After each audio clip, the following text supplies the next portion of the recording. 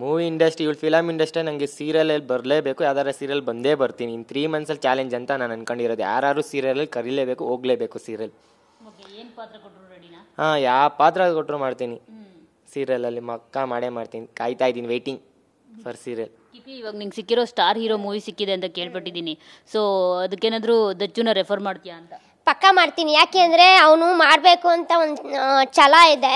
ಇವಾಗ ನೆನಬೇಕಿದ್ರೆ ಪರ್ಸ್ನಲ್ ಆಗಿ ನನಗೆ ಪ್ಯೂರ್ ಆಗಿ ಹೇಳಿ ಸುಮ್ಮನೆ ಏನೋ ಲೈವ್ ಅಥವಾ ಟಿ ವಿ ಮುಂದೇನೋ ಬಿಲ್ಟಪ್ ಕೊಡ್ತಿದ್ದೀನಿ ಅಂತಲ್ಲ, ಸೀರಿಯಸ್ ಆಗಿ ಹೇಳ್ತೀನಿ.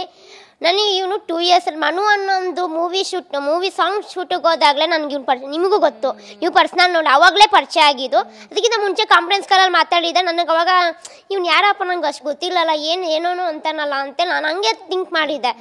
ಏನೆಲ್ಲ ಸುಮ್ಮನೆ ಫೋನ್ ಮಾಡಿ ಇತ್ತಾಗೋ ಅಂತಾರಲ್ಲ ಅಂತೆಲ್ಲ ನನಗೆ ಆ ಥರ ಅಂತ. ಆಮೇಲೆ ಪರ್ಸ್ನಲಾಗಿ ಮೀಟ್ ಮಾಡಿದಾಗ ಇವ್ರ ಬಗ್ಗೆ ಎಲ್ಲನೂ ನೋಡಿದೆ, ಕೇಳ್ಪಟ್ಟೆ.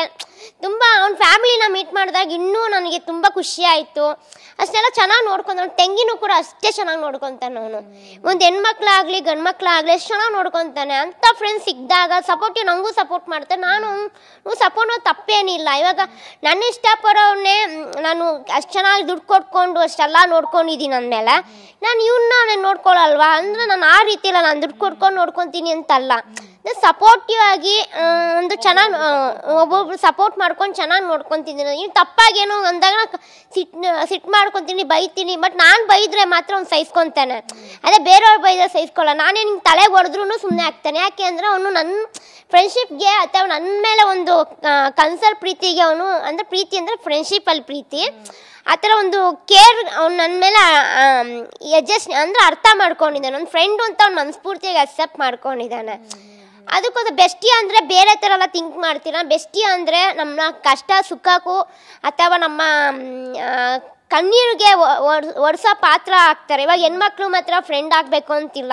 ಇವಾಗ ಅಳ್ತಾ ಇರುವಾಗ ಹೆಣ್ಮಕ್ಳು ಬಂದು ಕಣ್ಣು ಒರೆಸ್ತಾರೆ, ನೀನು ಗರ್ಲ್ ಫ್ರೆಂಡ್ ಇರಬೇಕು ಅಂತಲ್ಲ. ಇವಾಗ ಬೆಸ್ಟಿ ಅಂದಾಗ ಒಂದು ಹುಡುಗನೂ ಅಷ್ಟೇ.